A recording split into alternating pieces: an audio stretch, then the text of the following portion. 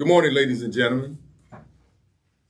Thank you for coming out and watching the Village of Dolton, located at 14122 Dr. Martin Luther King Jr. Drive, on this Thursday, March the 10th, 2022, at 10:45 a.m.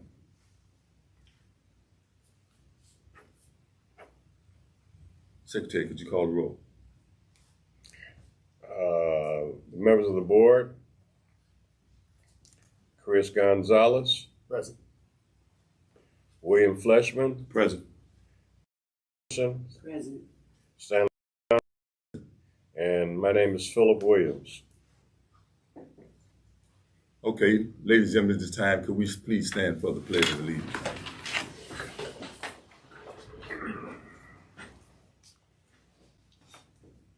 Pledge allegiance to the flag of the United States of America and to the republic for which it stands, one nation, under God, indivisible, with liberty and justice for all. And God bless America. God Village of God Dolton. bless America.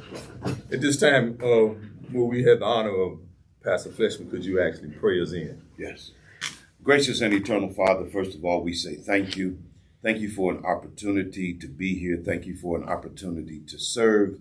Now, God, we ask that whatever it is that you stand in need for us to do, that we're able and capable to do it and bring it to completion. We give you glory, honor, and praise. In Christ's name, amen. Amen. Amen. Thank you, Pastor, for those words well spoken, which we need in all praise and honor to God. At this time, I would like to know if we can get a motion for chair of this here board. I'd like to make a motion that Stanley Brown be the chairman of the Police and Fire Board. I'll second it. Okay, we have a motion by Pastor Fleshman and a second by Philip Williams. Could you call the roll, please? Chris Gonzalez. Yes. William Fleshman. Yes. Brenda Richardson. Yes. Stanley Brown. Yes. And Philip Williams. Here. 5 yeses, motion passed. Congratulations, Stanley Brown. Do we have a Thank motion you. for the vice chair? For the co-chair? I Thank you, sir. motion for the co-chair to be William Fleshman. Thank you, sir. Second. Oh, thank you. We got a motion Co-chair. for William Fleshman for the co-chair by Brenda Richardson, and then we have a second by Gonzalez. Mm-hmm. Call the roll, please. Chris Gonzalez. Yes. William Fleshman. Yes. Brenda Richardson. Yes. More than welcome. Thank you, sir. Motion passed with 5 yes. Congratulations, William Fleshman. At this time, can we get a motion for secretary of the board? Motion to make Mr. Philip Williams secretary of the board. Can I get a second? Second. Second by William Fleshman. We have a motion by Christopher Gonzalez and a second by Pastor Fleshman. Could you call the roll, please? Chris Gonzalez. Yes. William Fleshman. Yes. Brenda Richardson. Yes. Philip Williams. Stanley Brown. Yes. Motion passed and 5 yes, and congratulations, Mr. Williams, Secretary. Secretary. Okay. Ladies and gentlemen, we just made the motion to get us a chairperson as well as a vice chair and the secretary. Thank you, board. More than likely, I know we're going to be successful in doing what we need to do because this is a needed board for the Village of Dolton. We had to take the handcuffs off our police officers, and we had to get the fire hoses back to our firemen. So we do what we do. And it's more than a blessing to have a chief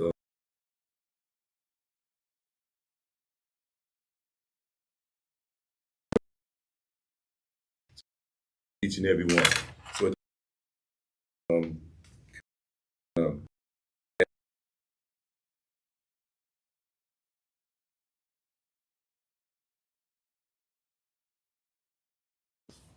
Absolutely, and thank you, Commissioner Brown, and congratulations to the the board that's been appointed today. It's a pleasure to have the opportunity to sit before you guys, and I really look forward to working with everyone here as well as Chief Collins as we try to meet the objectives needed for our residents under the leadership of Mayor Henry. So thank you again. The fire department, we are a full-time entity in this village. We serve the residents and perform fire and emergency service responses of nearly 5,600 calls per year. So we're pretty busy fire department, and we are very understaffed. And having the opportunity to have this board put in place will hopefully help us get to where we need to be in baby steps, because we got to make sure that everything's done correctly within the boundaries of the budget. Currently, we have 2 individuals off the current eligibility list, and I'll be able to go through that stuff thoroughly with you guys, and I know Chief Collins has some needs as well.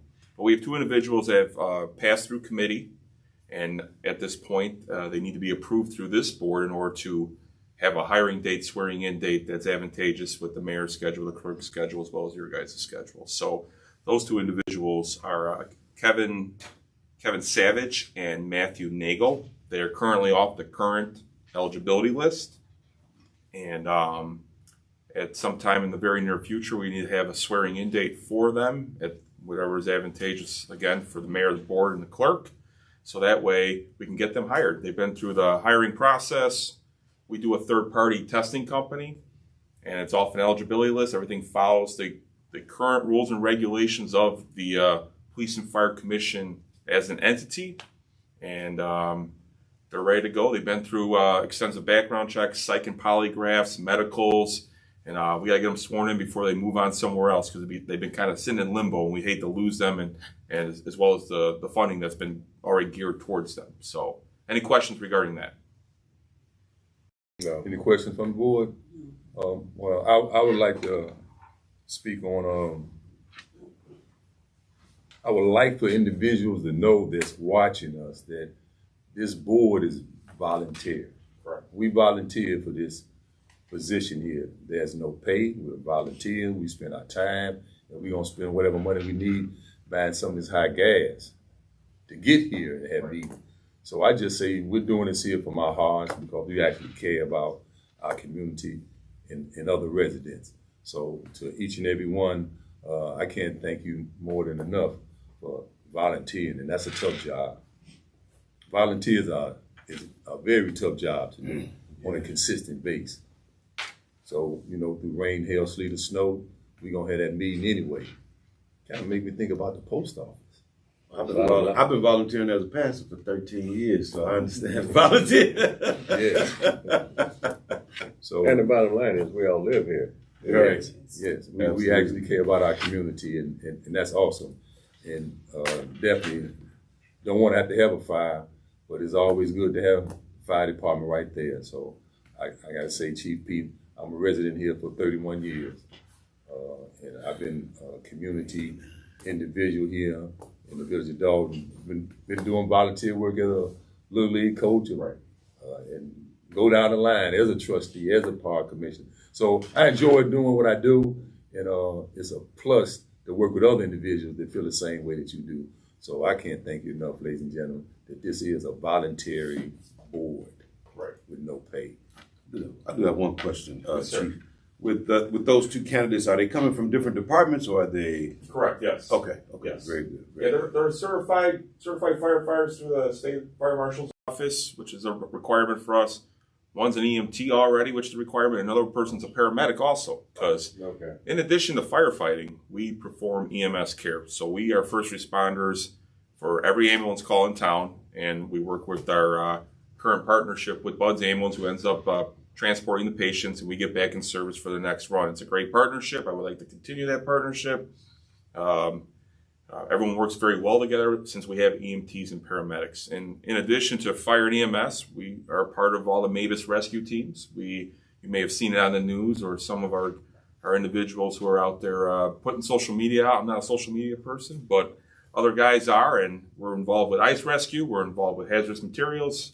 We're involved with every aspect of emergency services, from the house fire to the gunshot victim to the cat stuck in the tree to picking up the person who fell on the floor. So we're an all hazards department, and we are here to serve selflessly for this village. A little bit about me. I've been involved in the fire service for years, and 13 of which I've been blessed to be here in the village of Dolton. And this is my second tour of duty as fire chief, along with my counterpart, Chief Collins, when he gets a chance to speak. But this is home for us, and this matters to us as much as it matters to you guys. And my family knows I spend most of my time here in Dolton. So the 14022 South Park is actually my new residence. So it's truly a pleasure, and it's historic to serve this village, and it means a lot. And we want to provide the best service possible for our residents, because at the end of the day, that's all that matters. So, in addition to getting the 2 individuals hired, hopefully, we also do need to have a promotional list as far as for the lieutenants list. We currently have no vacancies for lieutenant. However, when lists expire or exhausted, you have to have a current list, regardless, because a vacancy may pop up. Promotional lists are good for 3 years. Hiring lists are good for 2 years. And right now, we need to have that list in place. So that would be also something that's important for this board to get conducted.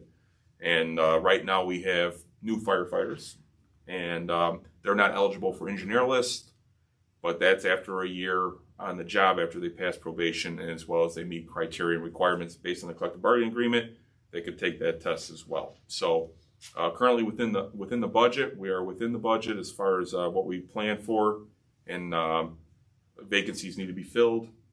We're at 17 right now. We need to be at 24. We're just trying to get to 19, and then each fiscal year, hopefully, we can meet those objectives based on what the budget allows. So that's where we're at right now. And another important thing before I turn it over to you guys, that's important, is what I would like to see from the board is to create additional points for those who are involved in the ESDA program. The ESDA program was brought back to the village during this administration. It's I like to call it, there's a Department of Homeland Security aspect to it, but the ESDA program is more resident orientated, which would give folks the opportunity was exposure to police and fire. So if we have residents points as well as ESDA points for individuals who take our test, that would put them in a great position, and hopefully they pass the written and everything else, but that would allow them to have a great opportunity to be a part of our team when the list is put in place. So we're trying to put our residents in position to be successful and to have these great jobs in police and fire. Yes. One more thing. Yes, sir. How short are you in your staff? We're short 7 line members, and I say line members because those are the important people that are out there on the fire engines. So what's the full staff for you? 24. We're 20. at 17 right now. 24. The ideal number, though, right now, we're just trying to get to 19. We're trying to get to 19 right now, and then next fiscal year, if the budget allows, I try to get to 21, and then the following year, get to 24. So I had a 3-year plan to get up back to normal speed with staffing, but unfortunately, we had some unforeseen circumstances. We had an individual away. We had an individual leave to go to another place of employment. So we were moving forward to that point. Unfortunately, we lost those 2. We were trying to be at 19, and that's why we're trying to get back to 19, which was budgeted during this fiscal year.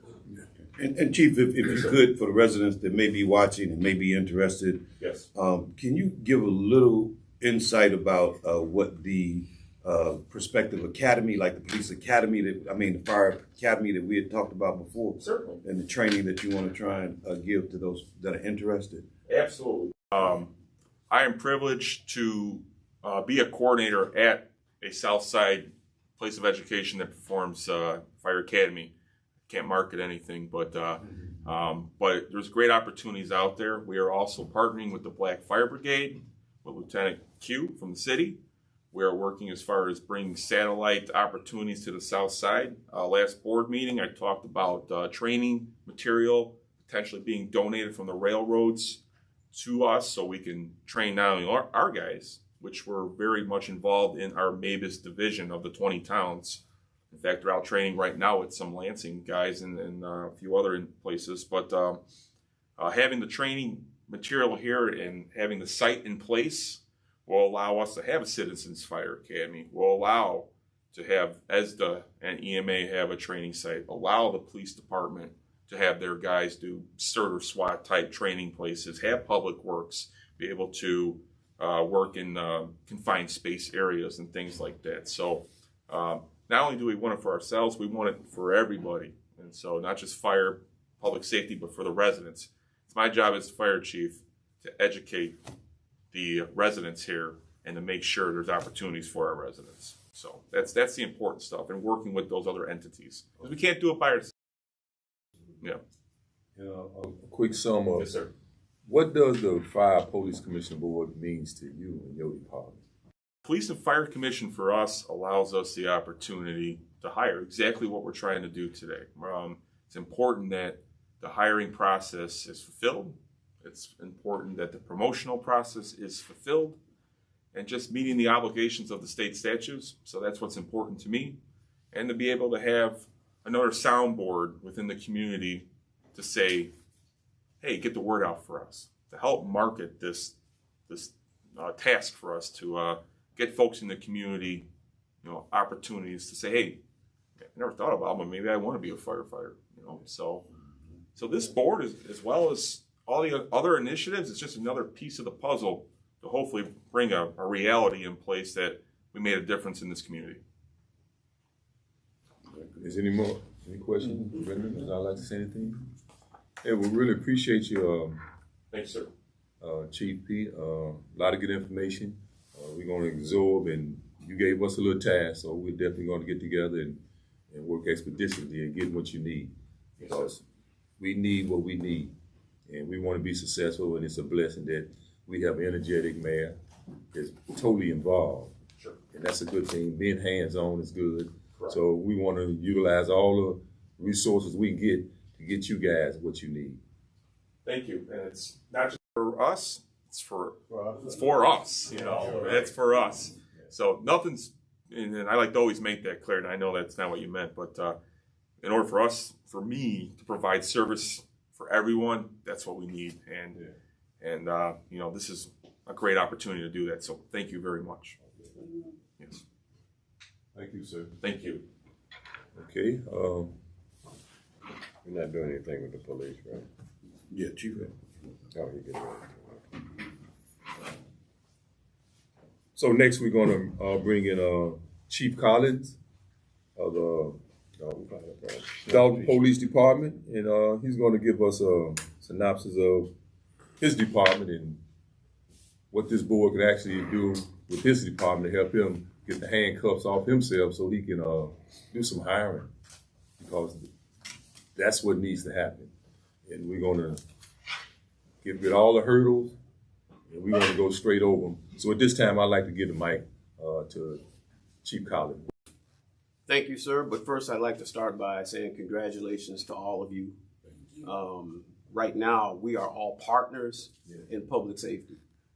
You have a very important job with the commission. And not to slight our firefighter brothers, but I think the needs of the police department, we have a lot more needs than they actually do right now. And that's just by the condition that things are in right now, not by anybody's faults, so to speak. You are the arm that initiates the hiring of any cadets, people who are basically fresh into law enforcement or want to become involved in law enforcement, or even people that are already involved in law enforcement that are looking for other opportunities with the village of Dolton.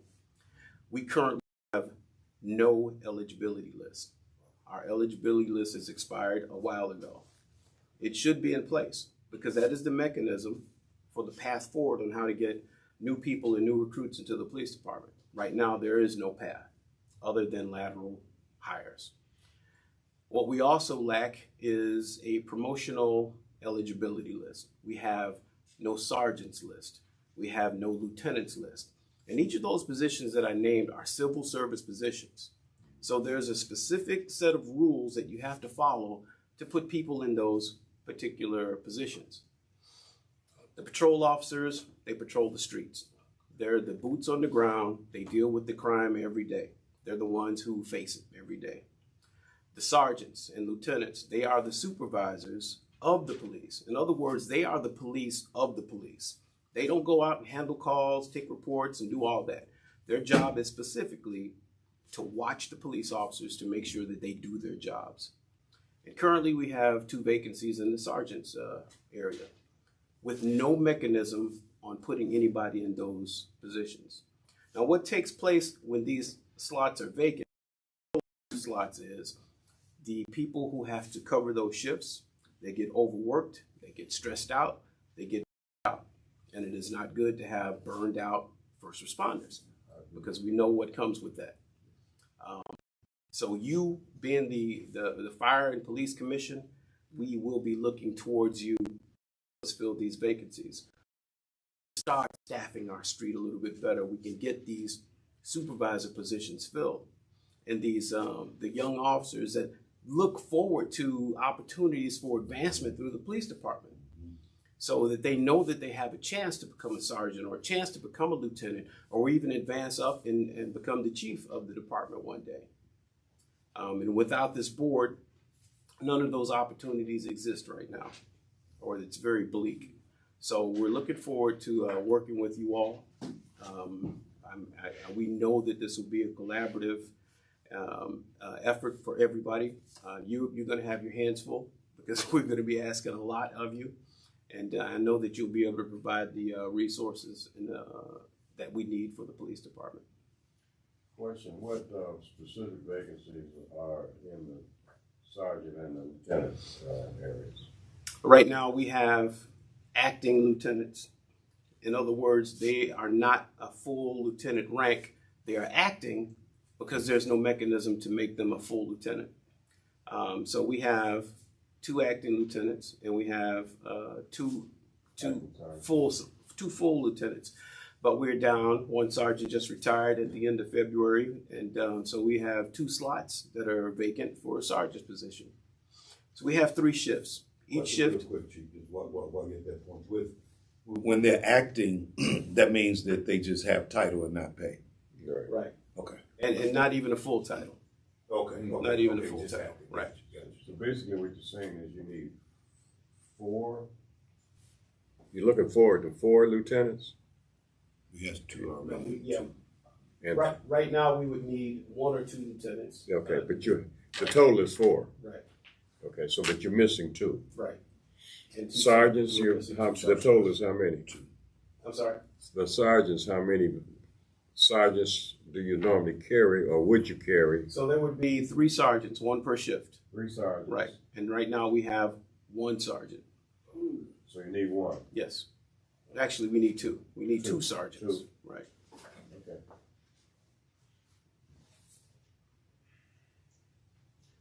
Do we have candidates for those? I'm sure if they're already acting, then they're probably our candidates.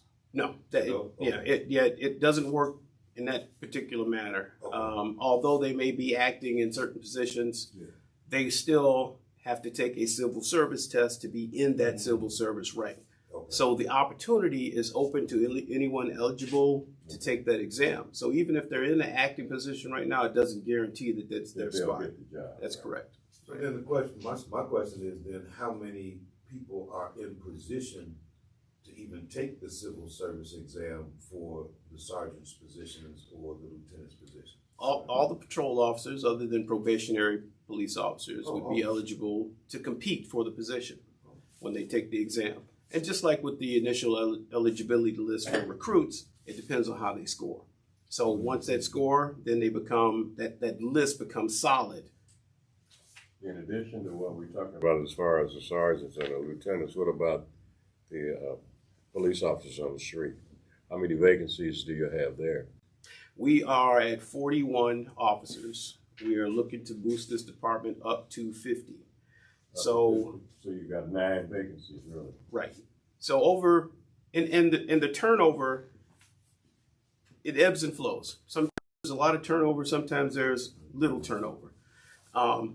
Taking a look at a roster, I was looking at a roster yesterday, and in the last 3 years, I counted the number of people who are no longer with the department, and it's 23. Wow. It's 23. And we have not kept up with that flow. So we will hire 2 and take another 2 or 3 steps backwards. So it's more of trying to keep up with what's current instead of trying to boost up on what we currently have. So It's tough not having a list to pull off of. It's really tough. That has crippled us. What is it gonna take for us to get to be able to make the eligibility for you to be able to do that? So as a commission, one of your duties would be to conduct the testing. So Fire Chief McCain mentioned the testing services. We use a third-party testing service. You would commission them to come out. They would conduct the exam, create the eligibility list, and everything that goes along with it, preference points, interviews, and all the exam that goes with it. Then you start taking people off the list.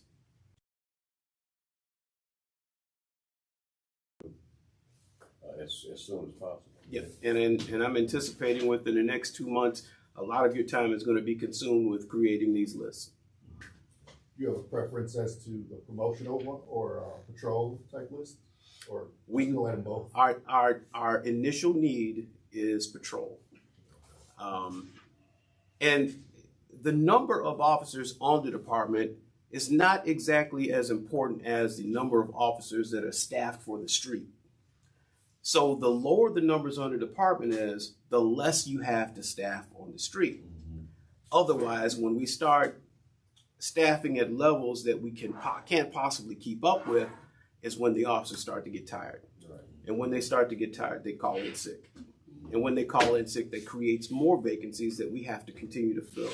So it's a continued rotation of, this officer called in sick. Now I have to overwork this officer to fill that vacancy. Right. Now that officer is overworked and he calls in sick, or she calls in sick. As you move from one to the other, something's going. Right. We can't sustain. So to say right now, staff is 50 officers for you? That's what he's saying. I mean, I want to know what would be full staff. Ideally, Ideally, it's 50. what is required, Dalton, we have our issues. And everyone knows we have issues here in the village that have to be dealt with. I would highly recommend that this village somehow budget for 60 officers. 60. Public safety costs money. And those dollars that go into public safety, sometimes they're sparse.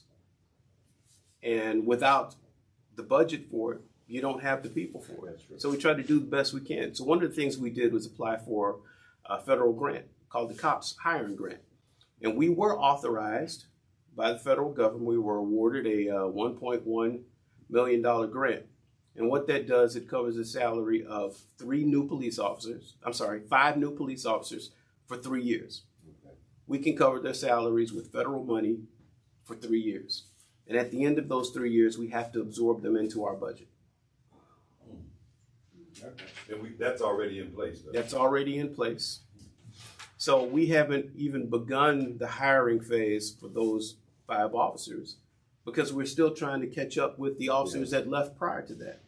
Once we reach that number, then we can start getting the 5 officers and start paying them from that grant. So ideally, you want to get up to as many as the 50 full-time before you even consider the other portion. 10, 60. So Right. 60, which was, okay.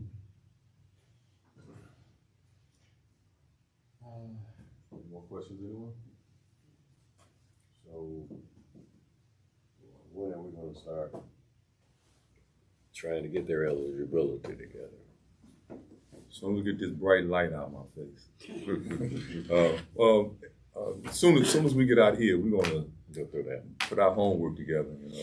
We're gonna do our darnest to get up to snuff and up to speed as much as we possibly can. It was good hearing these numbers. So for for the residents that you hear what's going on, a full staff for the police department in the village of Dolton is 50. Ideally, it's 60. Right now, we're short 9 officers in the police department, and just as Chief Collins said, you really don't want a tired police officer out here taking on any type of duties and responsibility. It would do nothing but cause great havoc. Everyone around is going to get hurt. And we got to realize our police officers are human beings also. That's correct. And they should be treated accordingly. Yes. Rest is paramount. I give an example of what is occurring. I live on a corner, Yes.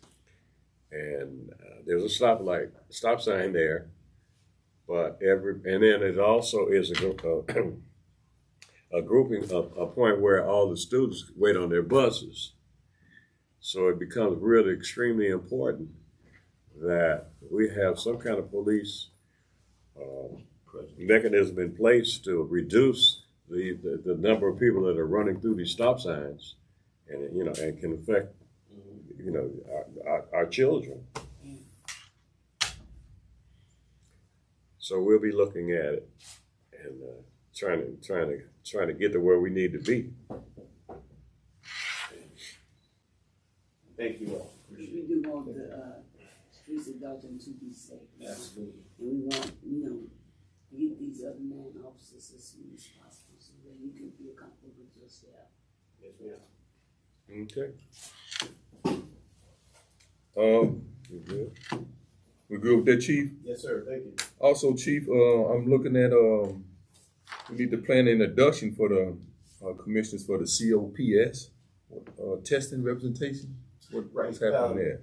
McCain and myself will facilitate an introduction for that third-party testing agency because you will be working with them a lot yourselves. We don't particularly work with them once the testing phase starts. They control the test. They proctor the test, the exam, the results of the exam. They give directly to you. We don't get those because you all are creating the list. So you get to see all of that information prior to us. This is your baby. And I do want to say this to the residents. A fully staffed police and fire department makes for a safe community.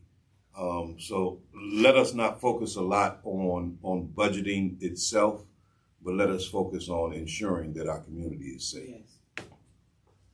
Yes. Mm-hmm. Okay.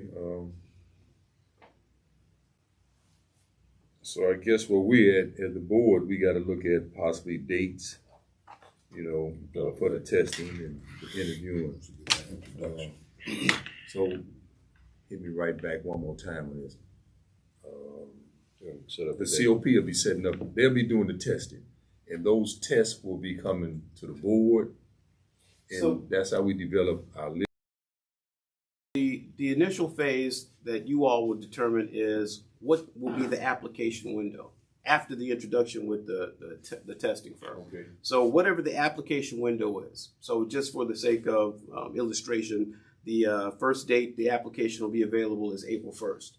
You have until April 15th to have a fully completed application back into the Board of Fire and Police Commissioners. From that point, when the applications come in, that determines on who will be taking the exams. So anyone who is qualified through the application phase will be you'll be scheduling them to attend the exam, and it's all they don't come individually. It's all at one time. You pick the date, the time, the location of the exam to be held, and the third-party agency comes out and they handle the entire process. Once they give you the scores, that's the initial list. However they scored on that list, as long as they pass the exam, that's the initial list. And there'll be opportunity for anyone who's a veteran or has a college degree to apply for their preference points. So you'll give them, 10 days, I believe? Yes, sir. 10 days for them to get in their proof of DD 214 as far as their military service, or their grades from their transcripts from the college that they attended, to be able to apply for their eligibility points. And depending on how many points they're awarded, that will control where they land on the list. So if an individual is due 5 points, that's pushes him or her up 5 points ahead of whoever was in front of them. And then that'll be your final eligibility list that when we start hiring, you'll start interviewing people off of that list. And depending on how they score in the interview, they might be pushed forward to the next phase. So there are a few phases to hiring. And again, this The application requirement, as long as they meet no prior experience, any of that, as long as they meet the application requirements, the qualifications, that's all they need. Correct. Right. Okay. All right. Because I do think that it's important Again, this is to the residents, any of you that are watching, I think that it's important that the residents of the village of Dolton get more involved with even the application process. If you have, men, women that are interested in your homes with becoming police and firemen, once we set this date up, we want to see a lot of Dolton residents. We would love to have, Dolton residents as our police and fire officers, those that are out working with us on a day-to-day basis. So be looking, Dolton residents, be looking for that application date. And I'd like to piggyback on that because what I'm hearing is to the resident, this is a transparent procedure. So it's nothing hid and Right. nothing going to the bottom list. It's transparent as the lists come in. Now will we be able to post this for residents to see? It must be posted. By law, it would have to be posted. And the fire department or the police department controls any scores on those lists. We have no influence Exactly. over this particular list whatsoever.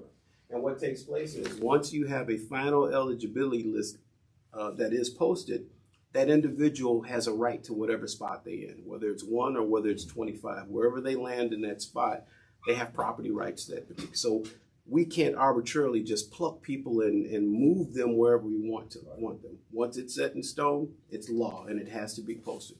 And it's valid for 2 years. For the residents to know that this is transparent, you can see everything that's going on, because this volunteer board right here want transparent. So it's no hidden agenda. It's nothing that we get out of it but serving the community. It's no monetary reward, anything comes with that. It's commitment as community residents. We want to do what's right. So this is a transparent procedure. The list is there for everyone to see it, because that makes me feel good, and I feel comfortable knowing that can't be looked at if anything is going underhanded. It's out there right in your face. So thank you.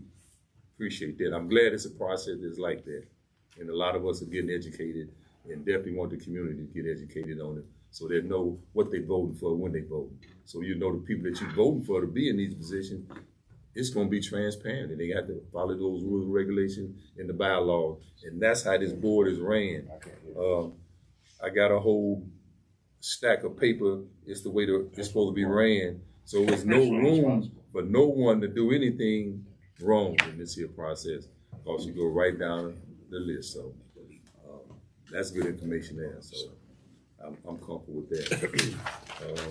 When's our next meeting going to be? Yeah. That's for a matter of information to the people. Well, I'm looking at getting back with the two chiefs on what would be a good date. Because we'll set up a regularly monthly meeting, right? Yeah. Okay. Because right now, what's today, the 9th? Today is the 10th. The question is that we need to get started as soon as possible so we have a new meeting. So we can at least set up a date so we can get with you all and go through the particulars. Okay. So whatever's good for you is good for us. And I'm fine with that. And you as the commission, you determine the frequency of how often you need to meet. Right. And as I stated earlier, you may need to meet a couple times a week in order to get all of this that we need off the ground. Mm-hmm. So I just suggest right now, could we meet again next Thursday at 10 a.m.? Is that a good time for everyone? It works for me. Because if there's anything going to come up before then, I'll be giving you a call. After I get out of church on Sunday, I'll give you a call. Because we must work expeditiously on this here. We do. We have to. So I'm saying Thursday to give it a breather, but it may be a little sooner. It's gonna be on the 17th. Yeah. Okay, so you want to try that? Let's try next Thursday. Would be our next meeting. Would be. I want to get a copy of this so each of us have it, so we got their phone numbers and everything. So we'll be looking at next Thursday, which is the 17th, 10 a.m. Yeah. And if anything changed between there, you will be getting a phone call. So that's our next meeting, March the 17th. Where are you going to be? 10 a.m. Yeah, we'll meet back here at the Village Hall. That work? Okay. Sounds awesome to me. If it's not anything else, do we get any citizens want to speak on anything? Are they in on this? Oh, okay. With that being said, there's no citizens address. I'd like to get a motion to end this board meeting. I make a motion that we end this board meeting. I second it. Okay. We have a first and a second to end this board meeting at 11:25. Call the roll, please. Chris Gonzalez, Yes. William Fleshman, Yes. Brenda Richardson, Yes. Stanley Brown, Yes. Philip Williams. Meeting adjourned. Thank you, everyone, for coming out. Thank you. Awesome, awesome, awesome.